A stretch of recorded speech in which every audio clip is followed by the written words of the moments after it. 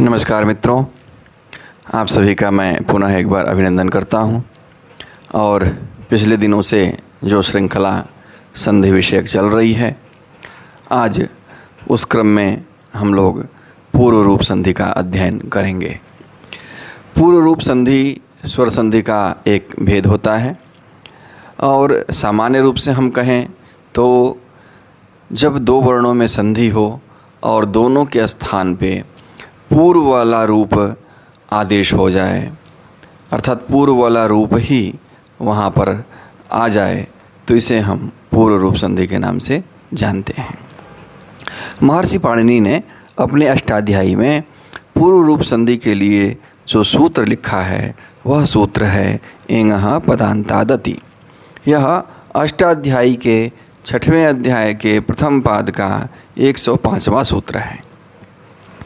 तात्पर्य यह होता है कि यदि पदांत एंग के बाद ह्रस्व अ आया हुआ हो तो दोनों के स्थान में पूर्व रूप एकादेश हो जाता है। यहाँ पर एंग एक प्रत्याहार है और एंग प्रत्याहार से ए और ओ इन दो वर्णों का ग्रहण किया जाता है। अब हम पूर्व रूप संधि की परिभाषा स्पष्ट रूप से देखते हैं। तो पदांत ए के बाद अगर अ आया हुआ हो तो दोनों के स्थान में पूर्व वाला रूप ए हो जाएगा, और पदांत ओ के बाद अ आया हुआ हो तो दोनों के स्थान में ओ एकादेश हो जाता है। अब यहाँ ध्यान देने वाली बात एक है कि यद्यपि दोनों वर्णों के स्थान पे पूर्व वाला रूप हो जाता है, परंतु अ को प्रदर्शित करने के लिए वहाँ अवग्रह का चिन्ह लगाया जाता है। यद्यपि कोई उसकी आवश्यकता नहीं होती है, पुनरअपि अ को प्रदर्शित करने के लिए, दिखाने के लिए अवग्रह का चिन्ह वहाँ पर रख दिया जाता है। आप कुछ उदाहरण देखिए, उदाहरण से संधि के नियम और स्पष्ट हो जाएगा।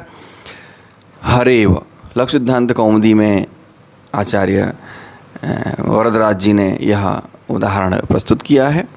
हरेव शब्द है, पद है। हरेव का अर्थ होता है हे हरे हमारी रक्षा करो। हरे धन अव, यह विच्छेद होता है इसमें। हरे जो पद है यहाँ वह हरि शब्द के संबोधन विभक्ति का रूप है। हरे का अंतिम वर्ण ए है और अव का प्रथम वर्ण अ है। ए और अ में संधि होती है और संधि के नियमानुसार दोनों के स्थान पर ए एकादेश हो जाता है। लोकेस्मिन्, लोके धन अस्मिन्, यहाँ लोके पद लोक शब्द का सप्तमी विभक्ति एक वचन के का रूप है। लोके का अंतिम वर्ण ए है और अस्मिन् का अ, दोनों के स्थान पे नियमानुसार ए एकादेश हो जाता है। अ को दिखाने के लिए अवग्रह का चिन्ह लगा दिया जाता है। विद्यालयेत्र, विद्यालय धन अत्र, यहाँ विद्यालय एक पद है जो विद्यालय शब्द का सप्तमी विभक्ति एक वचन का रूप है। ए धन अ, और यहाँ भी उसी तरह से पूर्व उदाहरणों के अनुसार ही दोनों के स्थान में ए एकादेश हो जाता है। विष्णोव, विष्णु धन अव, यहाँ विष्णु शब्द का यह संबोधन का एक वचन का रूप है। अंतिम वर्ण विष्णु का ओ है। ओ के पश्चात अ आया हुआ है। नियमानुसार ओ अ दोनों के स्थान पे पूर्व वाला रूप एक आदेश हो जाता है और बनता है ओ। विष्णु, इस तरह से शब्द निष्पन्न होता है। रामोधुना, रामो धन अधुना। रामो, यह यहाँ पर रामों में जो ओकार दिखाई दे रहा है वह विसर्ग का परिवर्तित रूप है। ओकार के पश्चात अ है, दोनों के स्थान में नियमानुसार ओ एकादेश हो जाता है। रामोधुना पद बनता है।